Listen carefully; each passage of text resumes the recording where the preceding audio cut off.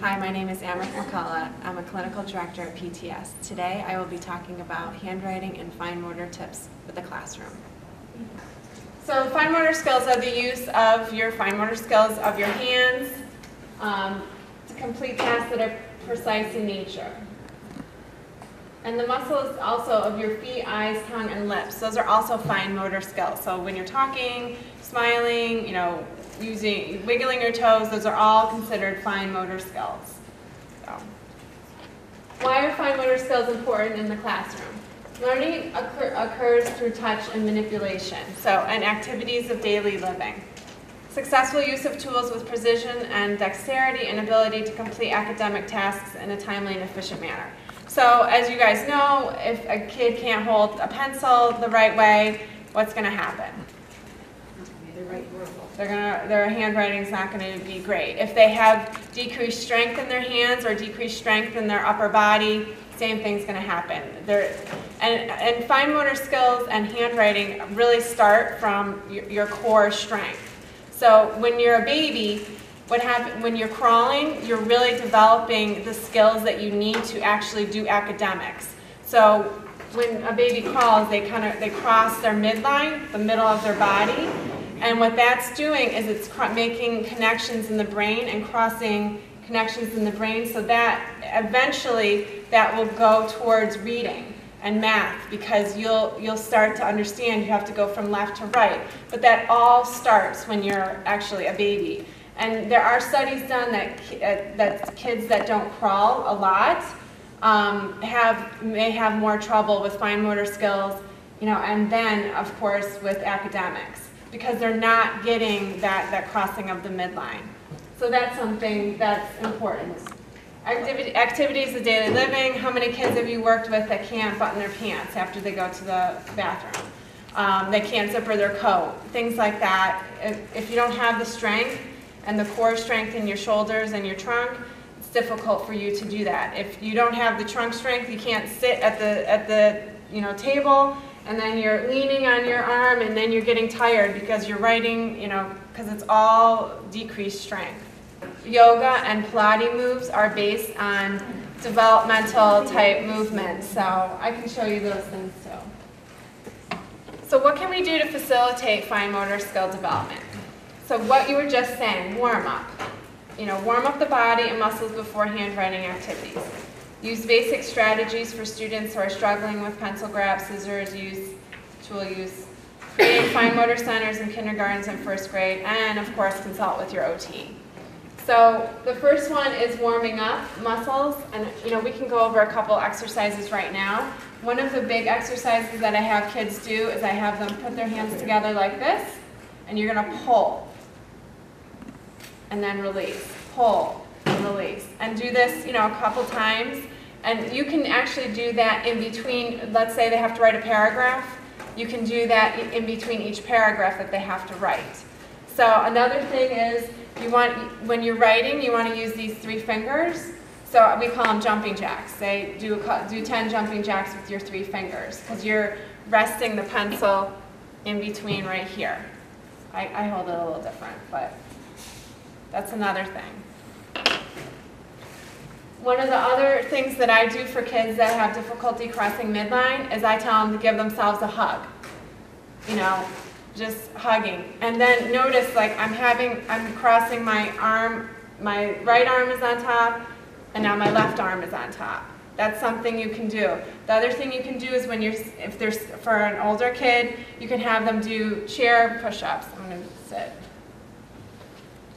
You can either have them push up, or you can have them pull the edge of the seat up towards you. And that's all these things are working on your strength, which, when you're exercising, if anyone's a runner or any kind of exercise, you always have to do a warm-up before.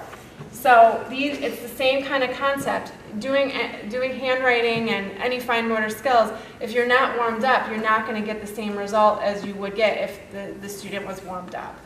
So those are some things that you can do. Creating fine motor centers in kindergarten. I know the OTs in the district are working on that. They do a program called Pencil Power. Tracy over at Hereford does that. And she does a lot of, it's a handwriting program that PTS developed, and it's a 6-week program, and the OTs in the district do that, and it's very successful. It really cuts down on the amount of kids that are referred to for handwriting, referred to OT, because a lot of handwriting is a skill, and unless you have some other kind of diagnosis, most of the time you just need practice in handwriting. It's not you don't need a skilled occupational therapist to practice handwriting. Anyone can practice. You can practice it at home with your parent. You can practice it with you guys. It doesn't. We don't have to use special ed money to refer for handwriting in terms of, you know, getting an occupational therapy eval and going through the whole thing and putting them on caseload, when in fact all they really just needed to do was practice 15 minutes a day and really, you know, get the right skills. So that's the type of thing that PTS is trying to promote, is getting the right kids on the caseload and getting the wrong kids off the caseload, because it wastes money for the district and the whole, you know, the whole program.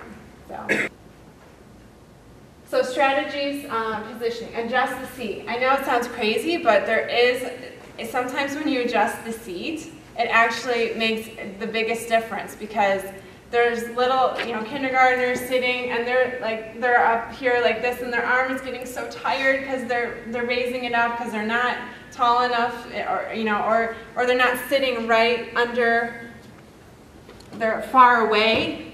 This is going to put strain on your shoulder. So you really need to be up at a 90-degree angle. So your hips are at a 90-degree, your knees are at a 90-degree, and your ankles are at a 90-degree angle. That's really important. And any of you guys can do that. That's something that, you know, it's just, you know, it's something that you can do. Nobody needs to tell you, you know. So soles of the feet should be touching the ground. Use a phone book wrapped in packing tape. That's like classic OT, where we bring in our phone book, which there hardly are any phone books left anymore. We're always looking for them, and they're getting smaller and smaller. They used to be like this big, and now they're this big, and it's not enough. Shoebox, just so the kids can put their feet on those things to raise them up, to put them in that 90-degree angle. Desk height should be no more than 2 inches below when the child is seated. So that's what the student should be looking like.